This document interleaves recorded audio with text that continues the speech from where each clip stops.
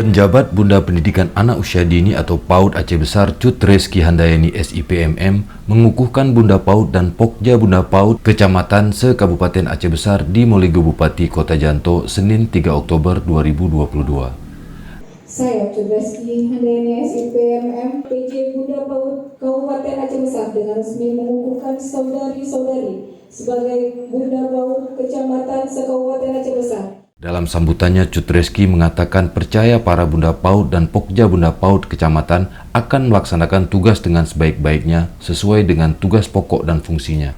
Menurut Cut Reski, Bunda PAUD Kecamatan yang dikukuhkan tersebut punya tugas besar memberikan pendampingan bagi anak usia dini secara menyeluruh. Untuk itu, ia sangat berharap peran aktif Bunda PAUD Kecamatan agar kualitas tumbuh kembang anak di Aceh Besar bisa berlangsung secara baik, dan itu termasuk mengeliminir potensi stunting di kalangan anak usia dini yang juga menjadi tugas lain dari Bunda PAUD Kecamatan dengan berkolaborasi bersama unsur terkait di level kampung.